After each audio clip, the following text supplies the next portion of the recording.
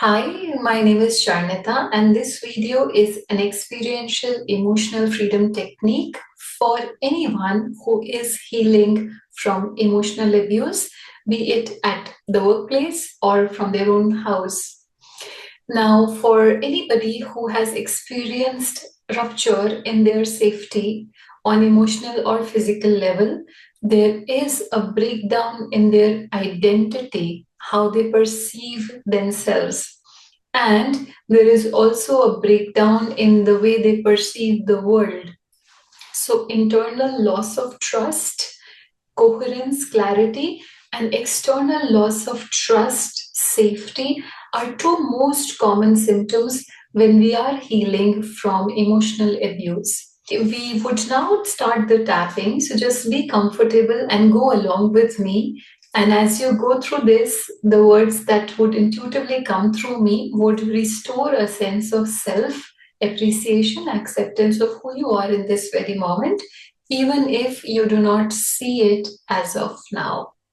So let's take a nice deep breath and place the intention that may this bring us back to the space of heart and unconditional trust in ourselves and in our safety as we go into this world, and also in our capacity to deal with whatever emerges. So now, just start with tapping on the wrist. Even though I tend to feel not myself a lot of times, I love and accept myself. Even though sometimes when I look at myself, I really don't recognize who I am. I love and accept myself. Even though sometimes so many emotions come up, sometimes it's fear, sometimes it's anger, I still love and accept myself. And I know somewhere that fear and anger are cousins. When I feel scared, it's usually anger suppressed. And when I feel angry, it's usually fear coming out. And even though sometimes I am losing my sense of control over the world, and it feels so important for me to know how to control my reality in order to feel safe. And even though sometimes I feel so vulnerable without any external cause, there are flashbacks of times when I felt so small and powerless, because that is why, that is how the abuse happened. I was made to feel small, or I was small at the time of that violence. And even though that time was very uncomfortable, I still love and accept myself. Sometimes I do blame myself for not having said more, done better to protect myself. I still love and accept myself. And I know that I did what I could, what I had in my capacity back then. Even though I still long for more control on my life, I still love and accept myself. Even though sometimes I feel so scared without any external cause, I still love and accept myself. Even though sometimes I have this desire to fix myself, I still love and accept myself. Even though sometimes there is so much sadness and I don't know from where this sadness is coming, I still love and accept myself. I know that I did my best, and where I am right now is the result of all of what happened to me. And as I go along, I try to be with myself as much as I can. I be present with whatever is emerging as much as I can.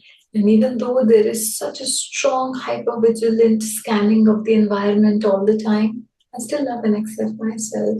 And even though people sometimes still appear more dangerous than they are, I still love and accept myself. Even though sometimes this might affect the way I bond with people and attach with people, I still love and accept myself. I know that in this very moment, wherever I am, whoever I am, is worthy of love, acceptance, and approval. And I give that to me as much as I can. Even though I hold the physical, emotional tension of all those memories inside of my body, I still love and accept myself. Even though sometimes it feels so lonely not being able to trust myself and this world again, I still love and approve of myself. Even though sometimes it feels like this will be an endless battle of recovery, I still love and accept myself. And as I give myself my own acceptance, I know that something clears, some resistance that I have been holding clears. It could be somatically from the body, it could be just a felt sense from the heart. And I have the right to feel light, and I have the right to play and just let go of the manager that's always controlling and driving the car of my life. And even though sometimes it just feels too much of a risk to let go of the manager, I still have the right to just let loose, stretch myself, let it be, let it go, and play easy. And even though that sometimes I might still overthink small things, I love and accept myself. And as I love and accept myself every moment of the way I am, and as I am evolving into a better version of me, I still love and accept this version of me. Because this version of me is exactly what I need in this moment for where I need to learn to blossom again. And I am worthy of living life in my whole light. And I allow myself that.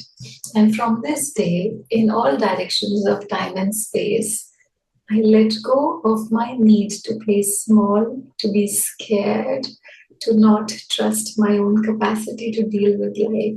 I let go of all the injuries that I am holding on to in my mind and body.